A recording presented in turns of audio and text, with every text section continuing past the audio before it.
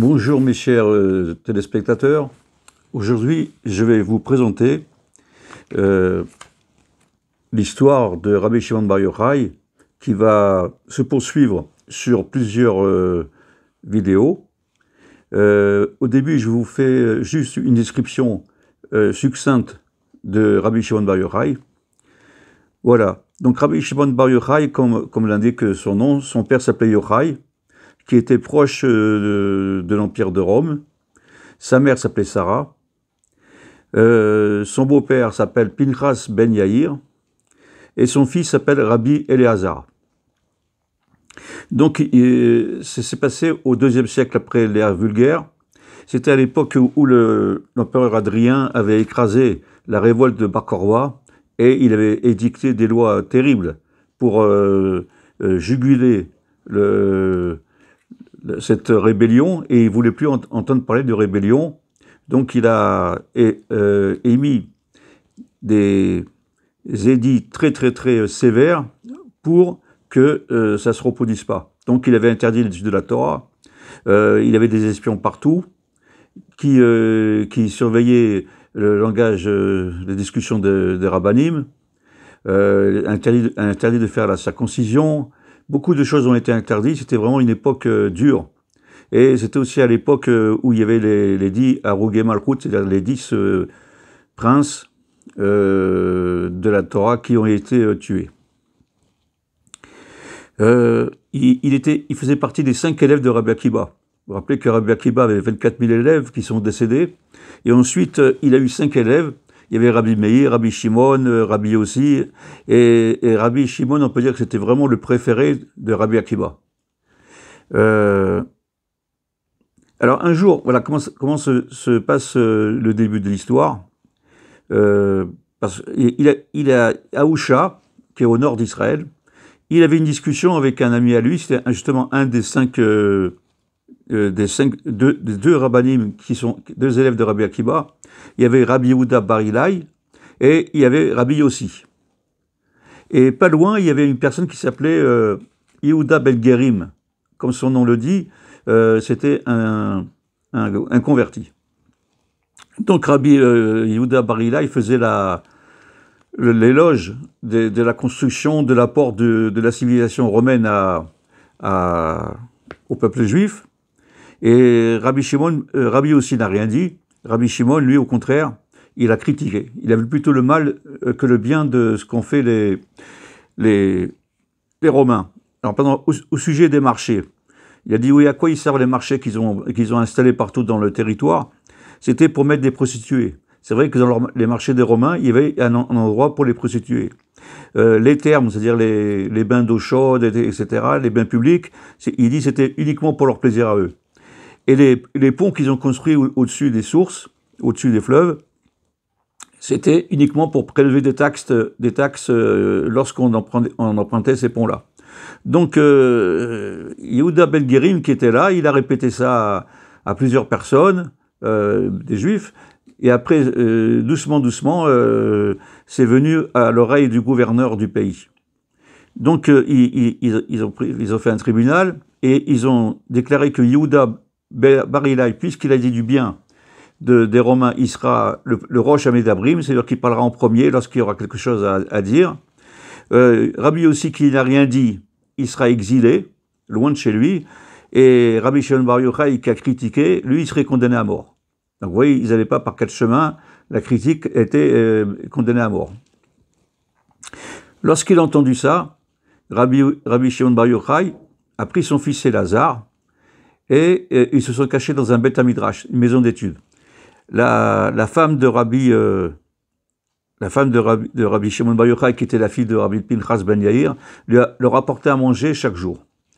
Rabbi Shimon a dit à son fils Rabbi Éléazar, c'est un petit peu dangereux que ta mère vienne nous apporter à manger tous les jours, parce qu'un jour ils vont la prendre, l'amener au poste de police, ils vont peut-être même l'obliger par des tortures à dire où nous nous trouvons.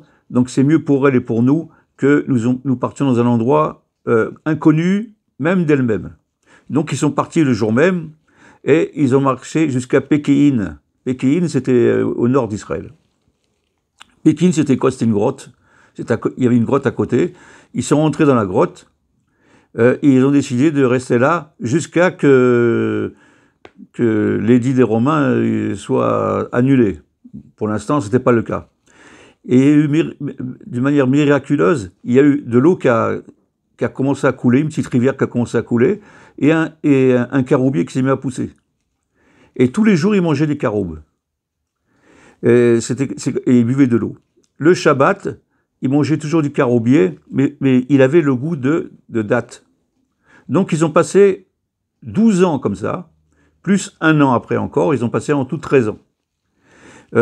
Pour éviter que leurs vêtements s'abîment, ils ont fait des trous où ils pouvaient se mettre jusqu'au cou, déshabillés, pour pas que leurs habits soient abîmés. Et lorsque leur étude avait fini, ils remontaient, ils s'habillaient et ils faisaient la tfila. Mettez-vous à leur place. Rester 12 ans, et même après 13 ans, c'est-à-dire en tout 13 ans, dans une grotte, voir personne, c'est très dur. C'est très très dur. Mais ils apprenaient la Torah sans arrêt, sans arrêt, sans arrêt. Eliyahu Hanavi venait souvent les voir, et Eliyahu Hanavi a appris beaucoup de secrets de Torah, de Kabbalah, à Rabbi Shimon Bar Yochai et à son fils. Et on peut dire que ces souffrances-là a fait qu'il est devenu un maître de la Torah. Ensuite, un jour, Eliyahu Hanavi est venu leur dire, il a dit, qui c'est qui va vous dire qu'aujourd'hui, l'empereur est mort? C'est-à-dire l'empereur Adrien. Il y avait une coutume que lorsque un roi ou un empereur mourait, ses lois, ses édits étaient annulés. Donc c'est-à-dire que Rabbi Shimon Bar Yochai et son fils pouvaient sortir. Il n'avait plus rien à craindre.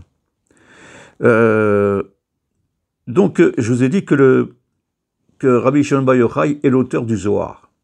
Zohar, en hébreu, veut dire quelque chose d'éclatant, de lumineux. Zohar. Il a réussi à avoir 8 élèves, à part son fils Rabbi Elazar. Il a eu 8 élèves, on les appelait la Chevra. Chevra, c'est-à-dire la Chevra Kadisha, c'est-à-dire la Sainte Alliance, le Saint Groupe, le groupe saint. Et pendant beaucoup de temps, il a enseigné les secrets de la Torah. Je fais maintenant un bond dans le temps, parce que j'aurai l'occasion, si Dieu veut, de continuer. Donc le Zohar qu'il a écrit, que son élève Rabbi Abba a écrit, lorsque Rabbi Shimon dictait, a été caché.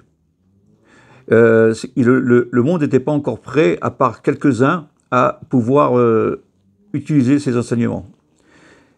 Pendant 1000 ans, on peut dire que ce livre était caché. Jusqu'à qu'il ait été découvert et qu'il ait été amené en Espagne chez un célèbre rabbin qui s'appelait Rabbi Moshe de Léon. Rabbi Moshe de Léon a vécu entre 1240 et 1305 et il a commencé à bien lire et il a répandu ce livre-là. Il y a des gens qui disent que c'était lui-même qui a écrit le Zohar, mais dans le monde religieux, orthodoxe, tout le monde est d'accord que c'est Rabbi Shimon Bar Yochai qui a écrit ce livre-là. Donc, dans le Zohar, Rabbi Shimon Bar Yochai dit que par l'étude de ce livre-là, le Zohar, on sortira de cet exil avec Rachamim, avec clémence.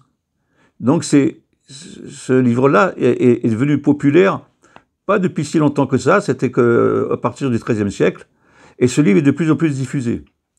Donc c'est bien de l'avoir à la maison, parce que vous savez que d'avoir des livres de Torah à la maison, c'est très bon pour l'atmosphère qu'il y a dans la maison. Même si on lit le Zohar, qui est écrit en araméen, même si on ne comprend pas ce qu'on lit, le seul fait de lire, ça fait du bien à la neshama.